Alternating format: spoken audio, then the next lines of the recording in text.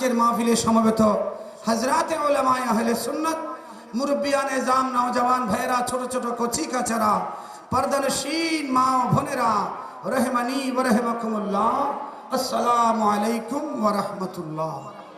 নবীর মাহফিল দিয়ে কি হয়? এই নবীর মাহফিলের মাধ্যমে উম্মতের সাথে, নবীর সাথে রূহানি তাল্লুক হয়, নবীর সাথে মুহাব্বতের সম্বন্ধ হয়। জোরে বলুন সুবহানাল্লাহ। আপনি যখন নবীর মুহাব্বতের মাহফিল করবেন, নবীর মুহাব্বতের মাহফিল সাজাবেন, নবী খুশি হবেন না বেজার হবেন? একটু জোরে বলেন না।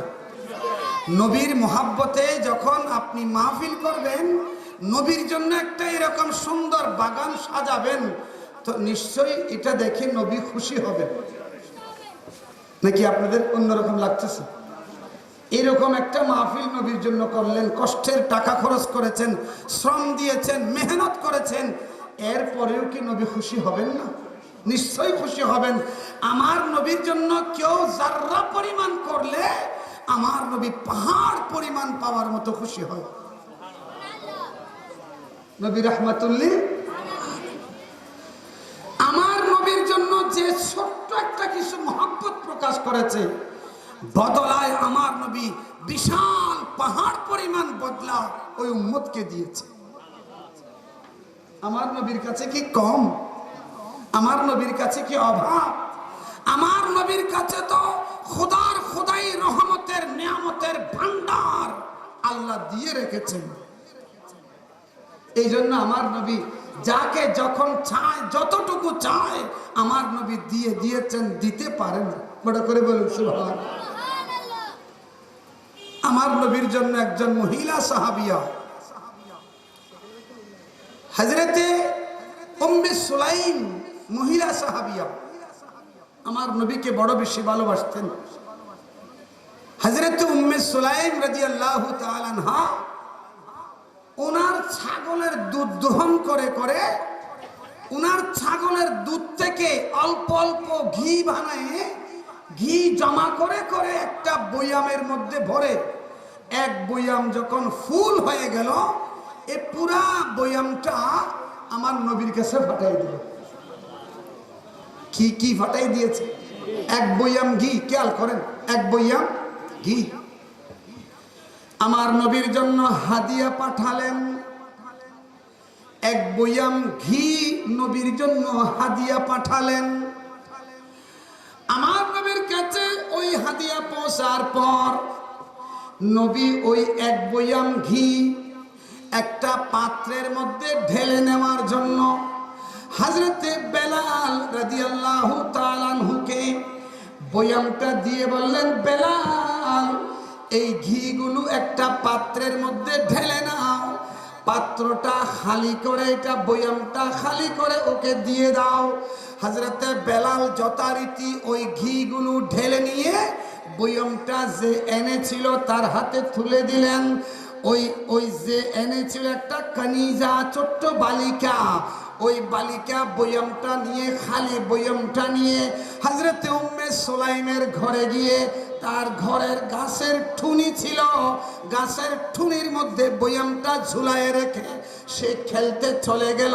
কিছুক্ষণ পর উম্মে সুলাইম ঘরে ঢুকে ওই বয়ামটা ঝুলানো দেখে আস্তে করে বয়ামটা হাতে নিলেন, দেখতে পেলেন পুরা বয়ামটা একেবারে পরিপূর্ণ ঘি। বড় করে বলি সুবহানাল্লাহ।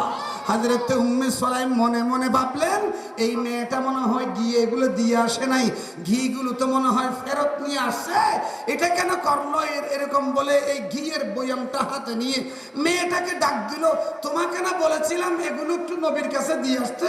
বলে আমি দিয়ে আসছি, তো আমি দিয়ে আসছি, খালি বয়াম নিয়ে আসছি, ঝুলায় রেখেছিলাম। বলে না না, এটা তো খালি নয়, এটা তো ভরা। সুবহানাল্লাহ বলবেন। এটা কি? ভরা। এটা তো ভরা। বলে না না, ওগুলো নিয়ে আমাকে খালি বয়াম দিয়েছে, আমি খালি বয়াম নিয়ে এসেছি। বলে তুমি দেখো, এটা একেবারে ভরপুর। হযরত উম্মে সুলাইম চিন্তা করলেন, মেয়েটা মনে হয় আমার ভয়ে মিথ্যা বলছে। মেয়েটাকে হাতে করে নিয়ে বয়ামটা সাথে নিয়ে হযরত উম্মে উম্মে সুলাইম আমার নবীর দরবারে হাজির হয়ে গেলেন। ইয়া রাসূলুল্লাহ, আমি এই বয়ামটা দিয়ে মেয়েটাকে পাঠিয়েছিলাম, মনে হয় মেয়েটা আনে নাই, এই খেজুর এই ঘিটা আপনার জন্য আনলাম। আমার নবী বললেন, উম্মে সুলাইম কি বলো? এই বয়ামটা তো আমি বেলালকে দিয়েছিলাম ঘিগুলো ঢেলে নেওয়ার জন্য। আমার নবী ডাক দিলেন, বেলাল এদিকে এসো, তোমাকে না বলেছিলাম ঘিগুলো ঢেলে নেওয়ার জন্য? হযরত বেলাল বললেন, ইয়া রাসূলুল্লাহ, আল্লাহর কসম করে বলছি, যেই আল্লাহ আপনাকে নবী বানিয়ে পাঠিয়েছেন ওই আল্লাহর কসম করে বলছি, এই বয়াম থেকে ঘি আমি ঢেলে নিয়েছি। ঢালতে ঢালতে একেবারে বয়াম খালি করে নিয়েছি, ঝেড়ে ঝেড়ে নিয়েছি, আঙ্গুল দিয়ে চেটে চেটে নিয়েছি। বড় করে বলুন সুবহানাল্লাহ। আমি এখানে এক ফোঁটা ঘিও বয়ামের ভিতরে রাখি নাই। আমার লজ্জা লেগেছে ছেটে ছেটে নেওয়ার সময়, এইভাবে কেন নিচ্ছি, এমন ভাবে আমি ঘিগুলো ছেটে নিয়ে ফেলেছি, খালি বয়ামটা মেয়েটার হাতে দিয়েছি। আমার নবী মুস্কি হেসে বললেন, উম্মে সুলাইম, বুঝতে পেরেছি, বুঝতে পেরেছি, তুমি আমি রাসূলকে মোহাব্বত করে তোমার কষ্টের উপার্জিত যেই দুধ, এই দুধ থেকে ঘি বানিয়ে জমা করে করে আমি রাসূলকে মোহাব্বত করে তোমার নিজের পেটের মধ্যে না দিয়ে আমি রাসূলের জন্য পাঠিয়ে দিয়েছ। আমার মালিক ও মওলা বড় খুশি হয়ে গেছে। তুমি রাসূলকে মোহাব্বত করেছো, রাসূলের জন্য ঘিয়ের বয়াম পাঠিয়েছো, রাসূলের জন্য খরচ করেছো, এটা আমার মওলা এত বেশি খুশি হয়ে গেছে, তোমার খালি বয়ামটা আল্লাহ পুড়িয়ে দিয়েছে। রাসূলের জন্য খরচ করলে, রাসূলের জন্য মিলাদুন নবীর মাহফিল করলে, রাসূলের জন্য টাকা খরচ করলে, এটা রাসূল তো খুশি হয়, সাথে আল্লাহও খুশি হয়। কেন? আল্লাহ তো রাসূলকে বড় বেশি মহব্বত করে। রাসূল যেটাতে খুশি, আল্লাহও সেটাতে খুশি। আজকের এই মাহফিল টাকা পয়সা শ্রম মেহনত দিয়ে এত সুন্দর বাগান সাজিয়েছেন, আপনাদের মূল্যবান সময় দিয়ে মাহফিলে বসেছেন, প্রত্যেকটাতে আমার রাসূল খুশি হয়েছেন। আমরা এখানে বসে আছি, নবী মদিনায় মুনাওয়ারা থেকে দেখতেছেন। আরেকটু জোরে বলেন না। বিশ্বাস কি আছে আমার রাসূল দেখতে পান, এমন বিশ্বাস কি সবার আছে? দুই হাত তুলে বলি বিশ্বাস আছে? হ্যাঁ হ্যাঁ, সেই ঈমান আকীদা আহলে সুন্নাত ওয়াল জামাতের আকীদা। আমার নবী জিন্দা নবী, হায়াতুন নবী, উম্মত ডাক দিলে নবী শুনতে পান, উম্মত যেখানেই থাকুক নবী দেখতে পান। আজকের মাহফিল আল্লাহর দরবারে, নবীর দরবারে কবুল করুন, আমিন।